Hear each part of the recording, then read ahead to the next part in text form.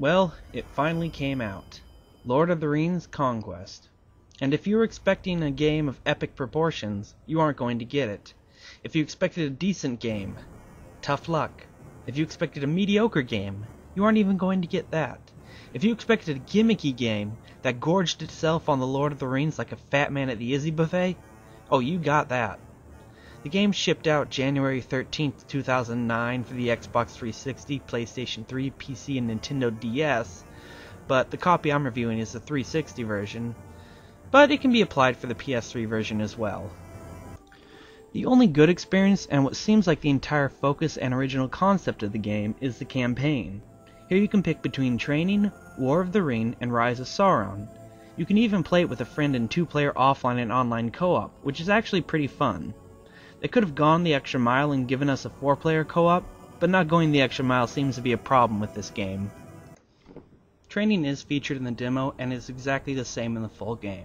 You're held by the hand and shown the basics of warrior, archer, scout, mage, how to take a command point, and how to fight as a hero. If you didn't play it in the demo, I suggest you play it because it really is useful for a beginning player, and if you have played it, do it again because you get an achievement or trophy for actually completing it. You'll quickly learn that combat is pretty simple. Warriors hack and slash their way through hordes of enemies, archers stand back and plug their foes with normal and special arrows, scouts slice and dice where they can, and use their backstab on the more pesky foes. And mage, well, he just beats everyone. You go about a map completing objectives, and instead of points you have lives that increase when you complete objectives and decrease when you die. If your lives reach 0 or you fail an objective, it's game over and back to the beginning of the map. The War of the Ring has you playing as the forces of good. Apparently you can play through every battle in the movies and then some, like playing at Minas Morgul, which never appeared in the film, though I don't recall Gimli and Gandalf going back to the mines of Moria after the battle at Isengard in the film or the book, but I guess that counts as the fight in Moria in the Fellowship of the Ring, and it's really not important.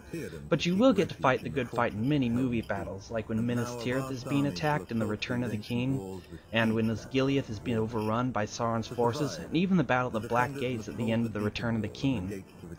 For the majority of the War of the Ring campaign, you'll be playing as the basic classes. But eventually, throughout the story, you'll get a chance to play as many of the movie's main characters, like Aragorn, Gandalf, Gimli, and Legolas.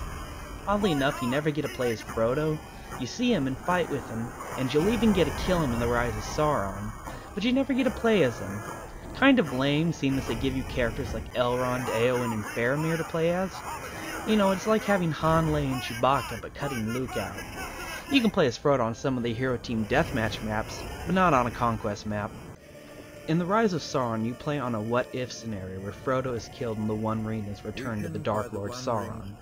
From there you play as the forces of evil and take over all of Middle-earth, starting from the desolate Mount Doom where Frodo died, finishing the job at Minas Tirith, making a stop in the mines of Moria to pick up a resurrected Balrog and killing Gimli while you're there, spending some quality time in Rivendell with Legolas and Elrond as Sauron, all ending in one final battle at the Shire where Gandalf and Sauron face off.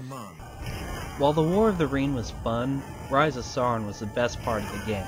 I don't get a huge amount of satisfaction from killing hobbits since I played as the forces of evil on the Shire in the demo enough to the point where seeing a hobbit just makes me want to puke. No, I like it because it's new. It's actually something you've never seen, and it's really creative. It's also fun to play as the villains like Saruman, the Nazgul and Witch King, and the Dark Lord Sauron himself, but Lurtz, Wormtongue, the Mouth of Sauron, and a resurrected Balrog? They made it into the game, but Gollum didn't? Come on. Unfortunately, Pandemic thought that the best for last approach was the best choice. You can't play the Rise of Sauron from the beginning of the game. In order to play it, you need to first beat the War of the Ring. Or maybe they thought that the people who pick up a Lord of the Rings game have never seen the movies, read the books, heard the story, or even played any of the games and need a crash course in its story. Hell, it could be both, but it's kind of a pain and a roadblock for people who want to dig right into one of the big selling points of the game. Fortunately and unfortunately, it shouldn't take you more than 3 hours to beat the War of the Rings, and another 3 to beat the Rise of Sauron. Beat them both and you unlock the legendary difficulty, but killing Frodo, making Agent Smith pay, and committing acts of Hobbit genocide will just have to wait. I need to warn you now. If you like this game and don't want to face the fact that it's sub-mediocre and an abomination of a love child born of Pandemic Studios and EA Games, then leave now, because it is, and the review only gets worse from here on out. Playing against your friends comes natural to these games, and you can. First and only way if you lack a way to play online is with split-screen multiplayer. Here, you and up to 3 friends can choose sides, pick your map and mode, adjust the rules to your liking, and go at it. But the first thing you'll probably notice is just how much more dull your match is compared to your time spent in campaign. It's dull because Pandemic had up to 150 units on the map at a time in the prior session. Instead of a mix of 150 grunts, officers, and captains, you only have 32 AI officers for split-screen multiplayer, 16 AI for the forces of good, and 16 AI for the forces of evil. Maps are all of a sudden a lot more barren, too. The Oliphants you could kill in Pelennor Fields and ride on in Weathertop are now gone. Legions of friends and foes are cut down, and large maps feel like you walked right into a nuked city. Some maps are even shrunk outside of the campaign. Minas Tirith, the Black Gate, the Mines of Moria, all shrunk in what looks like a vain attempt to shove the limited amount of bots into a smaller box. However, it can please the casual player and is actually fun if you want to play a painfully simple game. Just don't get upset when your friends decide to play mage and dominate, and don't be a total jerk if you're playing mage and dominate them. Okay, now we're on to the big problem. This is what really ruined the game for me, the online play, and how it doesn't deliver anything that they promise. When I played the demo, I knew that if the final game kept the class system as it was, it would be in trouble. And it did, and it still is. Mages are ultimate, warriors just run up and die, they're not that bad, scouts are pretty worthless if you're jumping around and rolling, and archers are just a nuisance and worthless against a group of mages. But, you know, despite that, many people held out hope that Pandemic would let us play in a large, epic-scale Lord of the Rings battle online. It wouldn't fix the game being fundamentally flawed, but it would at least give a purpose to warrior, archer, and scout, and it'd actually probably be just a little bit fun.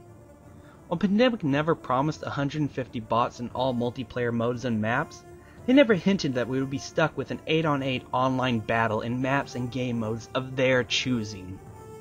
So, that's 150 units plus up to 2 players in campaign, 32 units with a max of 4 players for offline multiplayer and private matches, and 16 players for online multiplayer. Pandemic got us good, and it's unforgivable, especially when you look at how well planned the online play was for Star Wars Battlefront 2. The rooms available to pick from are divided into Conquest, Team Deathmatch, Capture the Ring, Hero Team Deathmatch, and a Mixed, which is 4 randomly thrown together. So let's take a look at these modes.